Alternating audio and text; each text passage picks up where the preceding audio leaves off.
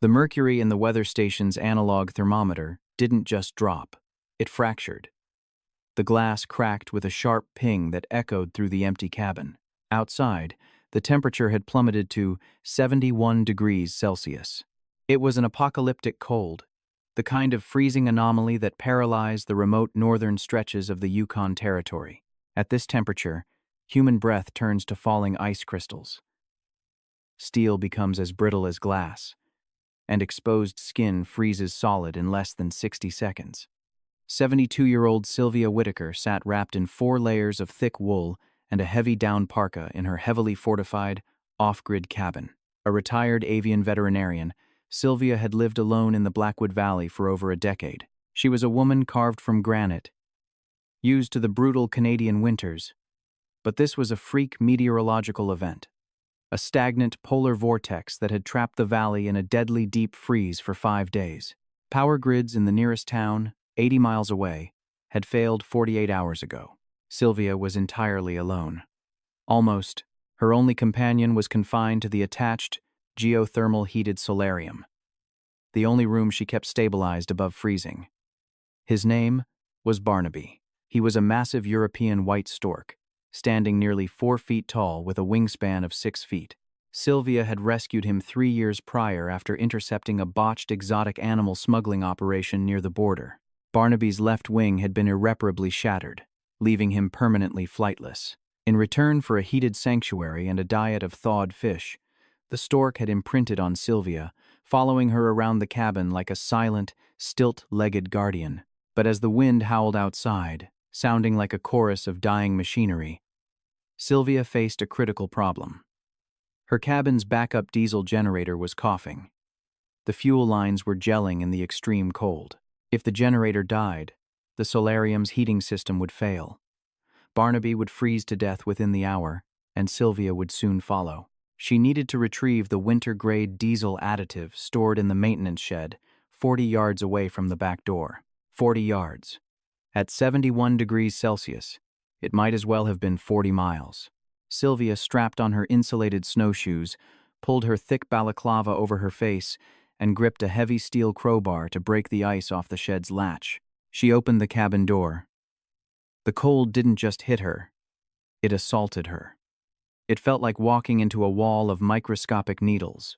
Her lungs burned instantly, and her eyelashes froze together as she stepped out into the knee-deep, blue-tinted snow. What Sylvia didn't know was that she was not the only living creature desperate for survival in the valley. 10 miles to the east sat the opulent, heavily fenced estate of Richard Beaumont, a disgraced tech billionaire with a dark obsession for black-market exotic pets. When the extreme cold snapped the valley's power lines, Beaumont's state-of-the-art electronic enclosures failed. Beaumont had evacuated via a private helicopter days earlier, leaving his menagerie to fend for themselves.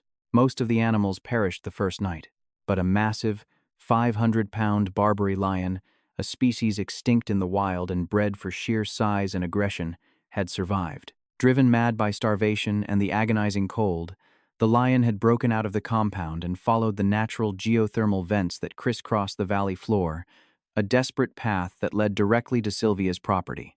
The wind masked the sound of the predator's approach. The lion's golden coat was matted with frozen blood and thick clumps of ice. It was dying, pushed to the absolute limits of its biology. But the smell of the heated air venting from Sylvia's solarium and the scent of prey ignited a final, violent surge of adrenaline. Sylvia reached the shed. Her hands, despite 2 pairs of thermal gloves, were growing numb. She clumsily smashed the frozen padlock with her crowbar, the brittle metal shattering on the second strike. She grabbed the 2 bottles of diesel additive, her breathing labored, her chest heaving against the crushing atmosphere. She turned to head back to the cabin. Through the swirling blizzard, a shadow detached itself from the darkness. Sylvia froze. At first, her frost-blurred eyes registered a moose, or perhaps a massive timber wolf. But as the creature took a slow, agonizing step forward, the moonlight caught its heavy, ice-caked mane and broad, muscular shoulders. A lion. Here, at the edge of the world. In the deadliest cold imaginable. Sylvia's mind short-circuited. The sheer impossibility of the sight rooted her boots to the snow. The lion didn't roar, it didn't have the energy. It simply lowered its massive head, its amber eyes fixed on her with a hollow, terrifying emptiness. It was a look of pure, starved desperation. The beast charged. Even freezing and exhausted, the sheer physics of a 500-pound apex predator were insurmountable. Sylvia dropped the bottles and turned, trying to run. But the snowshoes tangled. The lion hit her squarely in the back. The impact was like being struck by a truck. Sylvia was thrown forward, face first into the snow, the breath driven from her lungs in a violent rush. The heavy layers of her parka and the thick wool underneath were the only things that saved her from the initial bite. The lion's massive jaws clamped down on her shoulder, its teeth tearing through the heavy nylon and down insulation, but failing to puncture her collarbone. The weight of the animal was crushing. Sylvia felt her ribs groaning under the pressure. The lion shifted its grip, aiming for the back of her neck, its hot, foul breath washing over her frozen cheek. Sylvia thrashed, swinging her elbow backward. But it was like hitting a brick wall. Panic set in. The cold was seeping into her broken coat. She was going to die here, torn apart in the snow by an impossible monster. Then, the solarium door burst open.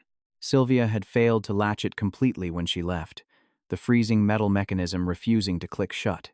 The commotion, the thud of the attack, and Sylvia's muffled cries had reached the cabin.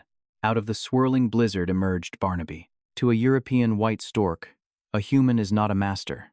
They are a flock member. And Barnaby, territorial, fiercely protective, and completely devoid of mammalian fear, saw his flock under attack. A stork is not a fragile songbird. Barnaby stood 4 feet tall, supported by thick, powerful legs designed for wading through heavy marshlands. But his most dangerous weapon was his beak, a solid, 9-inch, bone-crushing spike designed to spear thick-scaled fish and sever the spines of large snakes. The lion, preparing to deliver a killing bite to Sylvia's neck, never saw the bird coming. Barnaby lunged with explosive speed. His massive, uninjured right wing flared out for balance, making him appear twice his size in the moonlight. He didn't peck. He drove his head forward with the force of a piledriver. The 9-inch beak struck the lion directly in the side of the face, sinking deep into the thick muscle of its cheek, missing the eye by a fraction of an inch. The lion roared a deafening, blood-curdling sound that shook the snow from the nearby pines. Shocked and in sudden, agonizing pain, the big cat released Sylvia and recoiled, swatting blindly with a massive, clawed paw. Barnaby ducked the blow with avian agility. He didn't retreat. Instead, he advanced, his beak snapping with a loud, hollow clack, clack, clack, a territorial threat display that sounded like machine gun fire in the quiet night. The lion, entirely out of its element, blinded by the blizzard, and now bleeding from a deep facial wound, was completely disoriented. This towering, alien creature of white feathers and spear-like ferocity broke the predator's already fragile psychological state. When the lion lunged forward to bite the bird, Barnaby struck again. This time, the stork's aim was devastatingly precise. The heavy beak drove straight into the lion's left eye socket. The beast shrieked, a high-pitched sound of pure agony. It scrambled backward, thrashing violently in the snow, trying to dislodge the pain. The lion spun around, its survival instinct completely overriding its hunger. Defeated, blinded, and bleeding heavily, the massive cat fled, limping desperately back toward the geothermal vents, disappearing into the whiteout. Silence rushed back into the clearing, broken only by the howling wind and Barnaby's agitated beak clacking. Sylvia lay in the snow, paralyzed by shock and the agonizing pain in her bruised shoulder. She looked up. Barnaby stood over her, his pristine white feathers ruffled by the deadly wind, his beak stained crimson. The stork nudged her shoulder gently with the side of his head, a soft, croaking sound vibrating in his throat. "Get up," the gesture seemed to say. "We are freezing." Adrenaline and the sheer will to survive flooded Sylvia's veins. She grabbed the dropped bottles of diesel additive, her hands numb and trembling. Using Barnaby's sturdy frame as a brief support, she forced herself to her feet. Together, the bleeding old woman and the flightless stork stumbled the remaining yards back to the cabin. Sylvia slammed the door shut. Throwing the heavy deadbolt, She collapsed onto the floor of the heated solarium, pouring the additive into the indoor fuel line access valve, her hands shaking violently. Minutes later, the sputtering generator smoothed out into a steady, reassuring hum. The heat kicked back on. They had made it. 4 days later, the polar vortex finally broke. The temperatures rose, and the valley roads became passable. A rescue convoy, led by Royal Canadian Mounted Police Sergeant Thomas Miller, finally reached Sylvia's cabin, expecting to find the worst. Instead, they found Sylvia sitting in an armchair in the solarium, drinking tea, with a massive stork resting its head on her knee. When Sylvia told Sergeant Miller the story, he looked at her with polite, sorrowful disbelief. Hallucinations, he knew, were common in extreme cold and isolation. A lion? In the Yukon? Defeated by a bird? But then, Miller's deputies went to inspect the shed. There, frozen perfectly in the blue ice of the clearing, was the undeniable evidence. They found the crushed, blood-stained padlock. They found Sylvia's torn-down feathers, and deeply embedded in the frozen crust, walking away from the cabin, were the massive, unmistakable paw prints of an African lion, flanked by heavy drops of frozen blood. And right beside where Sylvia had fallen, stark and defiant, were the large, three-toed footprints of a stork. Sergeant Miller returned to the cabin, his face pale, staring at Barnaby, who merely clacked his beak in mild annoyance at the intrusion. The story of the Blackwood Ridge attack would eventually make international headlines, an unbelievable testament to the sheer unpredictability of nature. But for Sylvia, it wasn't a miracle or a sensational headline. It was simply the day the flock protected its own.